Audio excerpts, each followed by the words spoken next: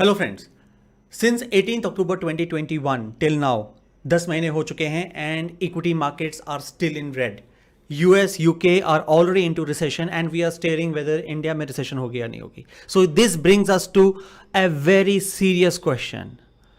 Question number one, whether we would be able to see green or positive returns in coming years. And point number two, if inflation keeps on going such way, are we able to take care of ourselves in the retirement years? So जो ये वाला session मेरा होगा ये मैं normally retirement के लिए रखूंगा, लेकिन मैं इसमें 3 क्रिटिकल एस्पेक्ट्स के बारे में बात करूंगा. पॉइंट नंबर 1, एक रिटायरमेंट प्लानिंग के लिए मेन पैरामीटर्स क्या होते हैं. So if you are planning for retirement, what 3 things you need to look forward to? Point number 2, उसके लिए क्या strategies available हैं और क्या tools available हैं आपके पास, how you can plan it out. Thirdly ये है कि based on your age, what step you should be doing which will take you one step closer to a better retirement planning solution. And lastly, कौन कौन से emotional traps हैं जिसमें आप अभी भी फंसे हुए हैं या आगे जाके फंस सकते हैं और उससे कैसे आप बच सकते हैं. सो इसके ऊपर मैं बात करूंगा. Normally what we are seeing currently is in the last 10 months कि due to increase in the repo rate the markets have been falling, returns नहीं आ रहे हैं, कुछ नहीं हो रहा है, खर्चे बढ़ते जा रहे हैं. एफएमसीजी के प्रोडक्ट्स नियरली 40 से 50% तक कुछ कमोडिटीज हैं जो बढ़ गई हैं. एंड अगर हम पेट्रोल या क्रूड की बात करें, जितना भी इन्फ्लेशन है, अगर हम ये मान लें कि अभी इन्फ्लेशन हिंदुस्तान में 7.8% है, उसमें 2% का कंट्रीब्यूशन सिर्फ क्रूड का होता है, सिर्फ क्रूड का होता है. तो जितना भी आप इन्फ्लेशन देखते हैं मार्केट में, 2% contribution is the crude price. Now coming on to this session, पहली बात है, अगर हम एक रिटायरमेंट के बारे में सोच रहे हैं और मैं पिछले 10 महीने के भी पर्सपेक्टिव में लेके चलूंगा, जैसे मार्केट्स डाउन हैं और पोर्टफोलियो को आपको कैसे करना चाहिए, some of the thumb rules I would be sharing with you. तो सबसे पहली बात, जब हम रिटायरमेंट के लिए आते हैं, रिटायरमेंट के लिए क्या मैटर करता है. रिटायरमेंट के लिए 2 चीजें मैटर करती हैं. पहली चीज ये होती है कि what annuity actually I would be getting. Annuity का मतलब होता है कि कोई भी एक फिक्स्ड पेंशन या फिक्स्ड अमाउंट जो मुझे मिलेगा टिल आई एम अलाइव और to a certain large number of years, annuity. दूसरी बात होता है कि मैं उसको वो एक टैक्स एफिशिएंट मेथड में इन्वेस्ट हो एंड सो दैट मेरे को एक net stable and predictive returns आए. इसका मतलब क्या है? इसका मतलब है कि अगर मेरे पास आज एक एफडी है, मैं एक एफडी बुक कर रहा हूं और मैं सपोज 35 या 38 ईयर्स का हूं या 40 साल का हूं, मुझे पता है कि एफडी 1 साल की है, 5 साल की है, 10 साल की है. नॉर्मली 8 या 10 साल से ज़्यादा की एफडी नहीं होती है, but if there are nearly 20 years to my retirement, तो मैं एफडी में नहीं डाल सकता हूँ. टैक्सेशन एस्पेक्ट को आप साइड में रख दीजिए. मेरा कहने का मतलब है, जब आप इसमें predictability in terms of annuity या रेट ऑफ रिटर्न या कॉर्पस की बात करते हैं, वो चीज़ें उसमें मिसिंग होती है. So keeping these things in mind, सबसे पहली बात है, जब आप रिटायरमेंट के बारे में सोचें, आप ये सोचें कि आपको एन्युटी किस साल से शुरू होनी चाहिए, कितना अमाउंट आपको आना चाहिए. तो सपोज एक राम और श्याम 2 लोग हैं. If someone has an monthly expense of 1 lakh per month as of today, second one is having around 2 lakh per month as of today. बच्चे का कोई प्रॉब्लम नहीं, कुछ नहीं है, बट उनका स्टैंडर्ड ऑफ लिविंग वैसा है. So therefore although they both might be working in the same company, because of their lifestyle at the time of retirement both would be needing a different amount of money.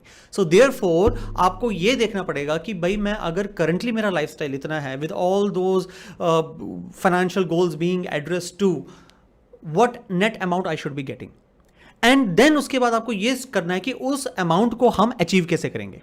जब आप achieve करते हैं, आप ये नहीं कह सकते हैं कि भाई I will take the whole money and I will put in equity. मैं अभी 35 साल का हूँ या मैं 40 साल का हूँ, मैं एक अमाउंट एक स्टॉक्स में या म्यूचुअल फंड में डालूंगा एंड उससे तो मेरा 15% का CAGR 15% आएगा. Before you think this way कि मैं एक स्टॉक या म्यूचुअल फंड में डालूंगा और मुझे 15-18% रिटर्न आ जाएगा and that will be a part of my retirement corpus, then you should cross check. You should cross check your this rationale with a certain one question. When was the last time you sold your mutual fund or stocks, or you exited out of your mutual fund or stocks just because market was down? या फिर जब Covid था और market nearly 30% नीचे आ गया था, क्या उस टाइम पे आपने टॉपअप किया था? क्या आपने इन्वेस्ट किया था? अगर उस टाइम पे आपने इन्वेस्ट नहीं किया, या जब आपने देखा भाई मेरा पोर्टफोलियो रिटर्न 15% आ रहा है, अब अचानक मार्केट नीचे जा रहा है, अब 10, 11, 12, 8% पे रिटर्न आ गया है, आपने जी अपनी सिप्स बंद कर दी या अगर आप अपना पोर्टफोलियो बाहर निकालने लगे, then what does it say about your investing psyche? It says that you are investing to lose money. You are selling when the market is going down, and when the market is already at the top, then you are putting money. तो जब market पूरा run up करके ऊपर आ गया, you are putting more and more money, लेकिन जब market नीचे आ रहा है या नीचे आ चुका है, आप पैसा नहीं डाल रहे हैं, and you are trying to close yourself up. So in that case अगर आप उस रैशनल से लेके चलेंगे कि भाई मैं तो स्टॉक्स या म्यूचुअल फंड की किटी बना दूंगा and that will give me 15 और 18% returns, sorry, you will not be able to make a CAGR of 15 or even 10% return on that, because you will not be participating into the cycle for the long duration in the disciplined manner, because you will be entering in, exiting out at the wrong time of the cycle. So therefore, when you are planning for retirement, आपके पास कोई एक simple ब्रह्मास्त्र नहीं होता है. You should have an array of things. So it has to be a mix of a couple of things. And when we work on this, so let me say, इसमें this brings up to my first concern. पहली बात है, हमारा objective है एक fix amount लेना, और वो फिक्स अमाउंट एक सर्टन ड्यूरेशन तक हमारे पास आए, एंड थर्डली एक फलाना डेट से वो शुरू हो. तो इसमें सबसे पहली बात यह आ जाती है कि हमारे पास ऑप्शंस क्या अवेलेबल हैं. स्ट्रैटेजीज पे मैं नेक्स्ट पॉइंट पे आऊंगा. When we are talking about the options available, first option है जो PFRDA के अंडर आता है, न्यू पेंशन स्कीम. आपने न्यू पेंशन में डाला है, बट उसमें लिक्विडेशन के इश्यूज हैं, because once you are 60 years of age, you can take 30% of the corpus, rest you cannot take. Even if you take from tier 2 tier 3, then there are certain limitations. अब आज announcement हुई है कि you can do 4 times rebalancing into the NPS. पहले वो भी नहीं था, तो फ्लेक्सिबिलिटी भी नहीं थी.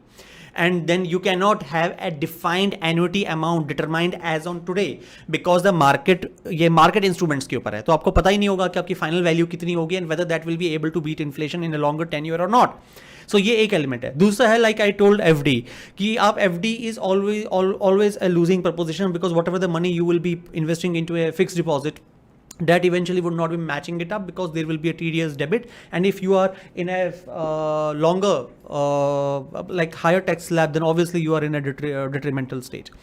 Then the second option will be the debt funds or the fixed income funds. But debt और fixed income fund में भी एक दुविधा हमारे पास आ जाती है. If there is a rising interest rate scenario or a falling interest rate scenario, you will have to switch between the short term and the long term funds. However, you can keep a track of these corporate bond funds or a dynamic bond fund, which might provide you a cushion. But then again, अगर आपको साल 2 साल में बीच में 3.5 या 4.5% का return fixed income fund में आ रहा है, बट आपको वो नहीं देखना, आपको YTM देखना है. अगर आपका yield to maturity of the total fund better है, you have to continue. But then again you have to be emotionally strong if you want to have a very dynamic portfolio of the fixed income stock. Then the last option that comes to you are pension plans or pension funds or funds which give you a fixed amount. Now the beauty of that is कि if I keep on contributing a certain amount into it, although the rate of returns will not be equivalent to an equity amount, it will be lesser than that, but that will provide you 2 benefits. In an annuity based pension product, if you invest some money, there will be no TDS on that. So while it is a fixed income product, you are investing into it, there is no TDS on that. Point number 2 is it will assure and guarantee you a certain annuity amount. एक amount आपको fix कर देगा और एक date fix कर देगा. So आपको ये पता होगा कि हाँ मेरे को इस डेट से इतनी पेंशन अमाउंट हर साल आएगी या हर महीने आएगी, and then you can build this, you will reach out to that number. आप वो नंबर डिटरमाइन करेंगे कि उस साल में आपको कितना चाहिए, then you calculate it back and then determine the amount that you want to put and then build it up. Now if you are not even able to meet out to that number, तब आप क्या कर सकते हैं, आप अपने retirement planning को हर 3-3 साल में रिवाइज करते हैं. बट ठीक है, अभी मैं आज की डेट में सिर्फ 50,000 रुपया साल का डाल सकता हूँ या 5 लाख रुपया साल का डाल सकता हूँ. हालांकि the corpus that I am creating is will not be sufficient, but in next 2 or 3 years when you get a bonus or when you get another incentives, you put it and you build up your portfolio. So the point is, in a year or in a month, whenever you are contributing to your investment savings, then you need to have a part dedicatedly being invested into a retirement kitty which is separate from your EPF, PPF and gratuity. वो तो चीज़ आपकी चल रही है जो company की तरफ से चल रही है, but apart from that you should have something exclusively being done strategically and with a very clear thought process from the retirement point of view. Now अब इसमें बात जो सेकेंड सेशन की आती है वो ये होता है कि आपके पास क्या स्ट्रेटजीज अवेलेबल है. पहला होता है जिसको कहा जाता है 4% रूल और 5% रूल. 4 या 5% रूल ये होता है कि भाई I will have a mix of mutual fund और stocks which I will build it up, and मुझे पता है कि ऑन एन एवरेज मेरा रिटर्न सपोज 10% का या 12% का साल का भी एवरेज आता है, तो when I am retiring I will take 5% out of my kitty every year. Now then again question, अगर आप कहोगे कि भाई ठीक है मैंने 5% भी निकाल दिया और इन्फ्लेशन 7% है, 7 8 9 10 11 12% हो गया, अगर आप 15% का भी टारगेटेड रखोगे फिर भी पोर्टफोलियो या तो सेम लेवल का रहेगा या तो 3% से बढ़ेगा अगर हम 15% का एवरेज रिटर्न पकड़े. बट अगर if there is 20 years for you to retire, आप ये भी एज्यूम कर सकते हो भाई इन्फ्लेशन 7% नहीं रहेगा या 5% नहीं रहेगा, इन्फ्लेशन 3 या 4% रहेगा. हैविंग सेड दैट, तो आप एक थंब रूल जो इंडस्ट्री में यूज किया जाता है वो है 4% का withdrawal rate.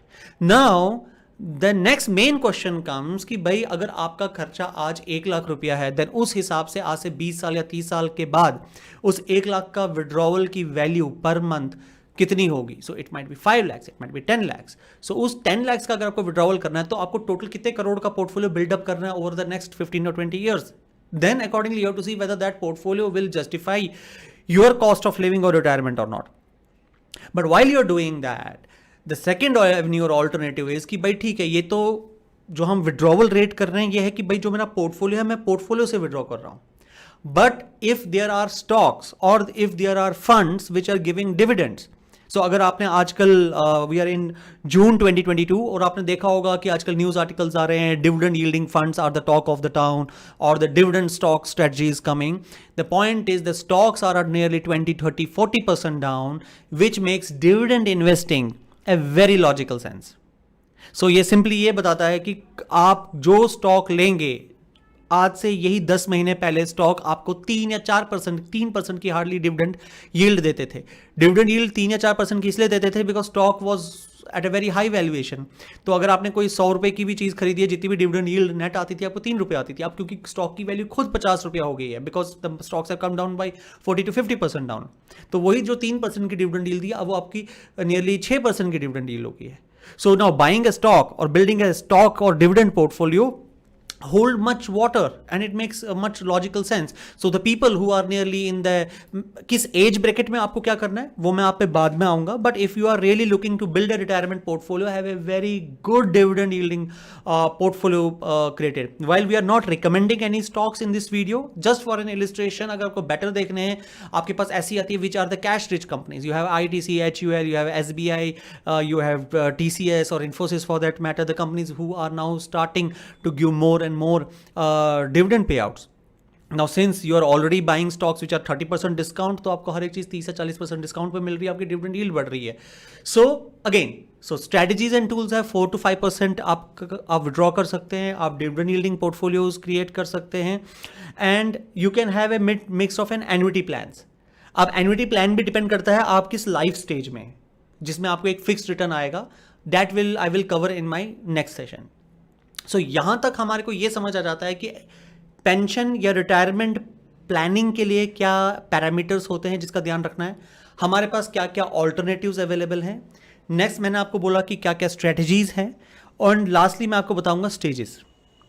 Now if you are a person who is just retiring और हैज जस्ट रिटायर्ड, आपको एक लमसम अमाउंट मिला है which could be a part of your gratuity payments, leave encashments, or everything and anything.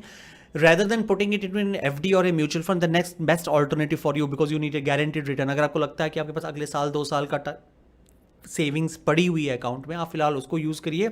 इसको आप pension guaranteed funds में डालिए, because pension guaranteed funds will ensure a lifelong income for you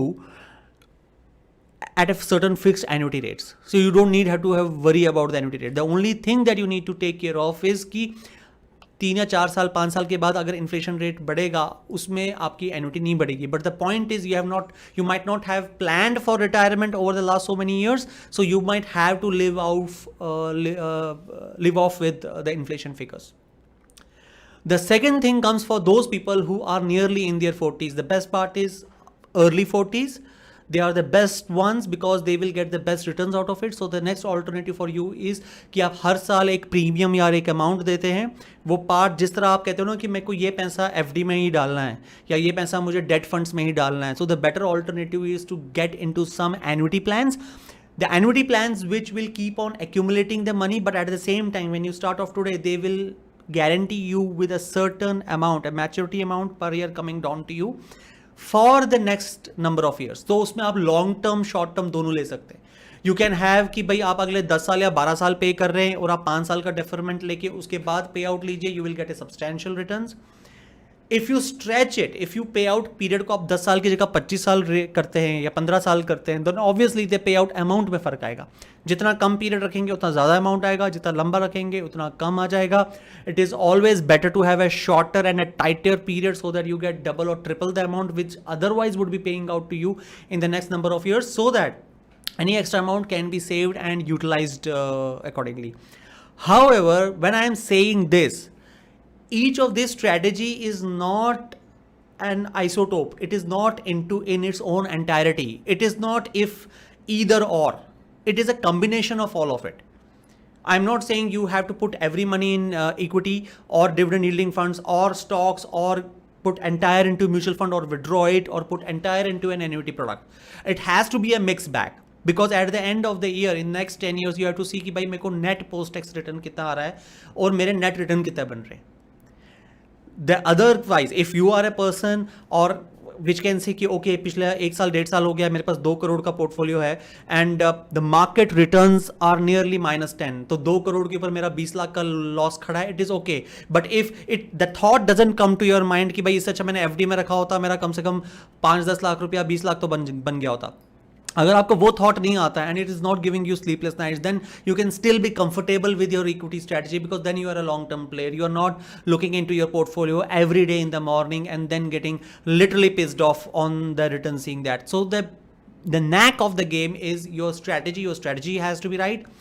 You have to position your portfolio in the right assets in the right time. If for a regular annuity based products, if you are invested at the start of the year, or you can say around your early 40s or mid 40s, you stand a very great chance of getting very decent annuity and net returns. Now, since rate of interest is on the upward cycle, even annuity returns are strengthening and they are getting better what they used to be a year prior to this. So friends, this is the thing. And while I am wrapping up this session, there is an advice for you. Normally हम क्या करते हैं, market ऊपर जा रहा होता है हम इन्वेस्ट मोर एंड मोर करते हैं, मार्केट नीचे जाता है हम इन्वेस्ट कम से कम करते हैं या हम एग्जिट करते हैं. So that means think you are actually investing to lose money. So therefore you should be doubling up your investments when the markets are down, but at the same time in your 100 rupee of a monthly allocation you need to have a certain specific asset invested and directed towards your retirement planning, so that once you hit 45 or a 50 you don't have to worry about your future income stream or a pension funding for your living expenses. Thank you so much. This is Rajat signing off for today. Have a great day. Be safe.